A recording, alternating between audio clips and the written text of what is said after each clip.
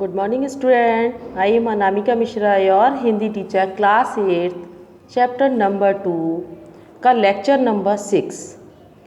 बच्चों, हमने lecture number 5 में पढ़ा था कि लेखक ने साइकिल तो सीख ली पर उन्हें अपने आप से साइकिल पर चढ़ना नहीं आता। उन्हें कोई व्यक्ति साइकिल पर बैठा देता था तो वो साइकिल लेके आगे बढ़ जाते थे, लेकिन उन्हें सामने से जो आती थी सवारी तो वो देख के ही वो दूर से चिल्लाते थे कि साइड में हो जाइए, बाईं तरफ हो जाइए या दाईं तरफ हो जाइए। अभी पूरी तरीके से उन्होंने साइकिल नहीं सीख पाई थी। चलिए अब लेक्चर नंबर 6 में पढ़ते हैं। आइए बच्चों, ध्यान देते हैं। हमने लड़खड़ाती हुई साइकिल को संभालते हुए जवाब दिया, उतर गए तो चढ़ाएगा कौन। अब लेखक को यही बात का डर रहता था, यदि हम साइकिल को संभाल रहे हैं, यदि हम उतर गए तो फिर हमें चढ़ाएगा कौन। तिवारी जी चिल्लाते ही रह गए और हम आगे निकल गए। तिवारी जी ने लेखक को साइकिल चलाते हुए रोका था, उनसे कहा था कि एक ज़रूरी बात है और आप उतर जाओ। लेकिन लेखक को उतर जाते तो चढ़ाएगा कौन, इस बात का भी अंदर से सोच रहे थे इस बात को कि यदि हम उतर गए तो फिर कौन चढ़ाएगा। इसलिए वो ये बात कहते हुए आगे बढ़ गए। तभी सामने से एक तांगा आता दिखाई दिया। हमने दूर से ही डांट लगाई, जरा भाई,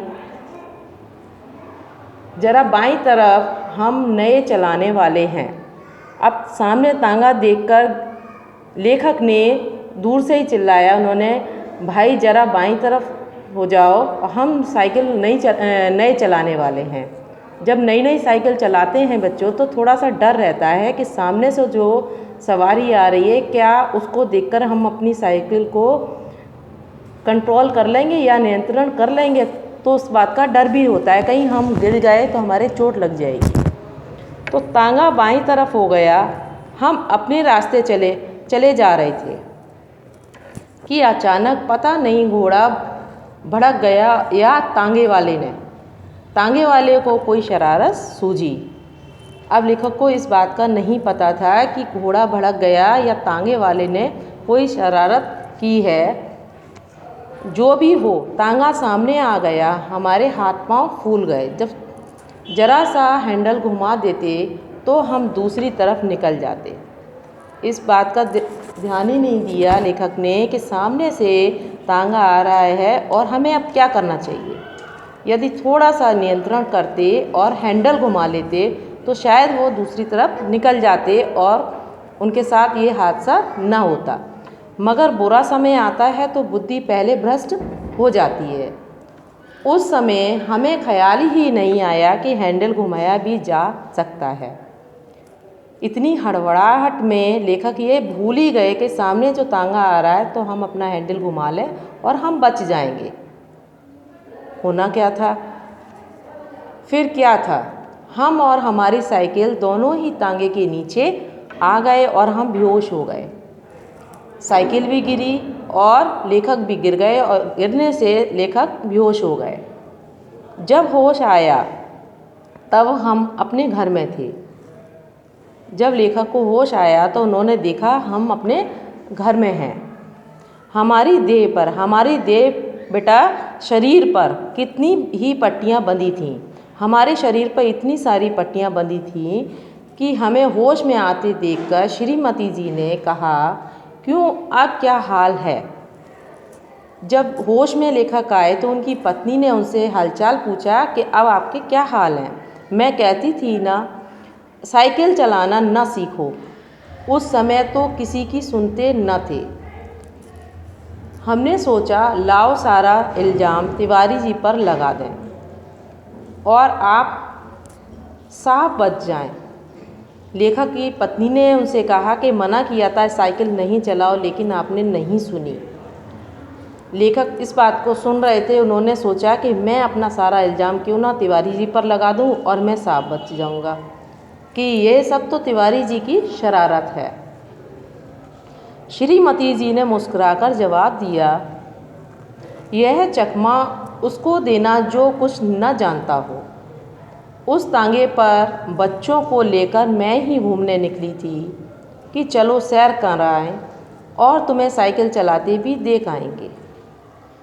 लेखक को ये पता नहीं था कि मेरी पत्नी ने, मेरा जो हादसा हुआ, मैं गिरा तांगे के नीचे तो उसी तांगे पर बच्चे और मेरी पत्नी सवार थे, ये बात नहीं पता थी। जब उन्हें पता लगा, पत्नी ने ही इस बात की जानकारी दी कि उस तांगे पर मैं और मेरे बच्चे सैर करने निकले थे और आपको साइकिल चलाते हुए देखना चाहते थे।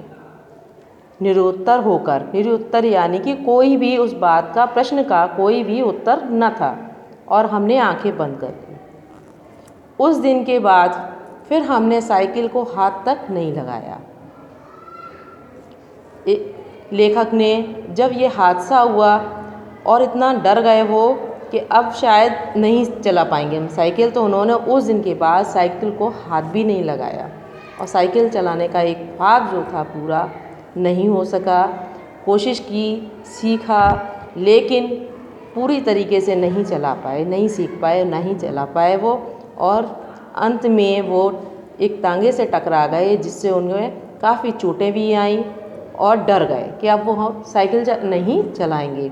देखिए बच्चों, कभी कभी हादसा होता है, अच्छे के लिए भी होता है, और इस उम्र में वो उनके साथ हुआ तो उन्हें डर भी हो गया कि अब हमारे इतनी चोट लग गई है, अब हम साइकिल नहीं चलाएंगे।